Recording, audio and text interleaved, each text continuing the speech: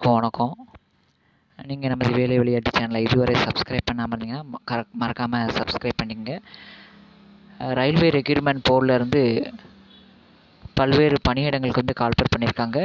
அதில் பார்த்தீங்கன்னா மொத்தம் வந்து 9744 பல்வேறு யூடியூப் சேனலில் வந்து 9744 போஸ்டிங் இருக்குது அப்படின்னு சொல்லிடுவாங்க. ஆனால் ஆக்சுவலாக பார்த்தீங்கன்னா வெறும் 833 போஸ்டிங் தான் தமிழ்நாட்டுக்கு வந்து ஒதுக்கியிருக்கிறாங்க. சரியா? இதுக்கு என்ன குவாலிஃபிகேஷன், இது எப்படி எழுதலாம் அப்படிங்கிறத நம்ம இந்த வீடியோவில் தெளிவாக வந்து பார்க்கலாம்.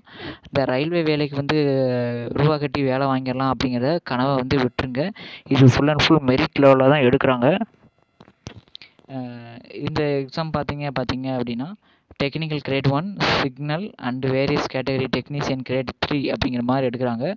இதுக்கு வந்து இன்றையிலேருந்து ஆன்லைன் அப்ளிகேஷன் பண்ணிக்கலாம். இது லாஸ்ட் டேட் வந்து பார்த்திங்கன்னா 8/4 அடுத்த மாதம் 8ஆம் தேதி வரையும் இதுக்கு வந்து ஆன்லைன் அப்ளிகேஷன் வந்து இருக்குது.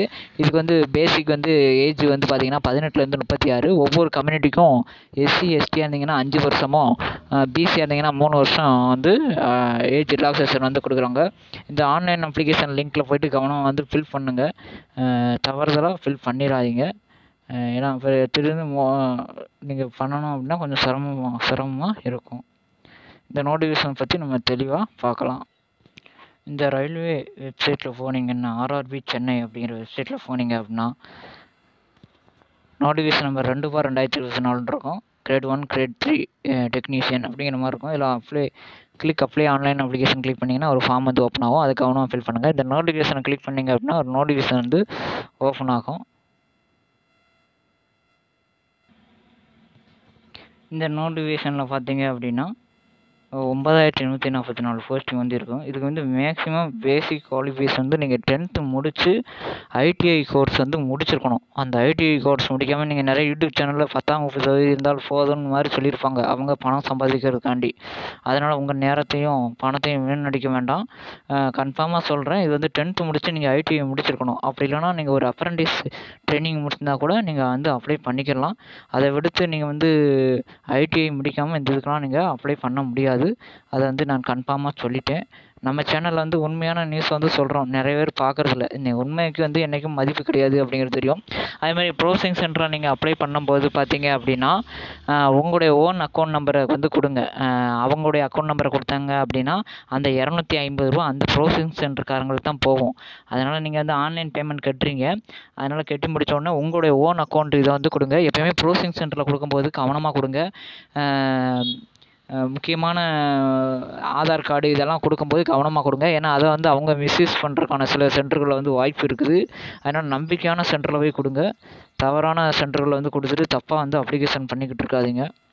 இல்லை நீங்களே ஒரு தடவை 2 தரம் இது பண்ணிவிட்டு நீங்களே வீட்டில் கூட அப்ளை பண்ணிக்கலாம். இது உங்களுக்கு பார்த்தீங்கன்னா ஒரு கம்ப்யூட்டர் பேஸ்டு டெஸ்ட் வைப்பாங்க, பிறகு டாக்குமெண்ட் வெரிஃபிகேஷன் வைப்பாங்க, அதுக்கடுத்து மெடிக்கல் வந்து வைப்பாங்க. இது வச்சு எல்லாம் முடிச்சிருவாங்க. ஒரு மொத்தம் மார்க் வந்து 100 மார்க் டெஸ்ட்டு, 3 தவறுக்கு 1 மதிப்பெண் வந்து எடுக்கிறாங்க. இந்த பெர்சன்டேஜ் வந்து சொல்லியிருக்காங்க பாருங்க.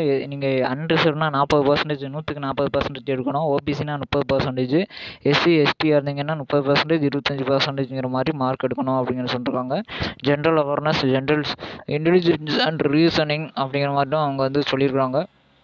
இதுதான் எக்ஸாம் பேட்டர்னு. பொது அறிவு, basic computer application, mathematics, basic science and engineering இதில் இருந்தெல்லாம் கொஸ்டின் வரும் அப்படிங்கிற மாதிரி வந்து சொல்லியிருக்காங்க.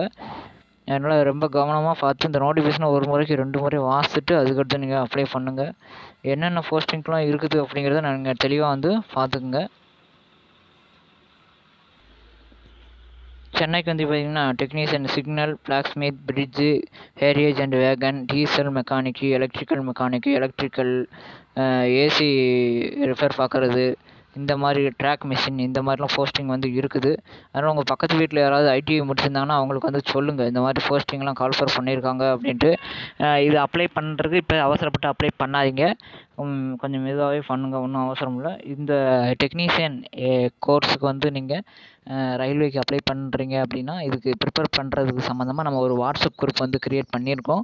அந்த வாட்ஸ்அப் குரூப்பில் ஜாயின் பண்ணிடுங்க. அதில் வந்து உங்களுக்கு பிடிஎஃப் மெட்டீரியல்ஸ் எல்லாம் நாங்கள் சென்ட் பண்ணிடுவோம். நீங்கள் வீட்டிலேருந்து அதை பார்த்து வந்து படிச்சுக்கலாம். அந்த வாட்ஸ்அப் குரூப்பில் ஜாயின் பண்ணணும் அப்படின்னா ஹாய் ஆர்ஆர்பி அப்படின்னு ரயில்வே, ஏன்னா ஹாய் RRB அப்படின்ட்டு நீங்கள் மெசேஜ் டைப் பண்ணுங்கள். கமெண்ட் பாக்ஸில் டைப் பண்ணிங்கன்னா உங்களுக்கு ஒரு லிங்க் கொடுப்பேன். அது மூலமாக நீங்கள் இந்த வாட்ஸ்அப் குரூப் வந்து ஜாயின் பண்ணிக்கலாம். அதில் மெட்டீரியல்ஸ்லாம் இது சம்மந்தமான மெட்டீரியல்ஸ் ஃபுல்லாக உங்களுக்கு வந்து அனுப்புவோம். உங்கள் நண்பர்களுக்கு இதை ஷேர் பண்ணிடுங்க. நன்றி, வணக்கம்.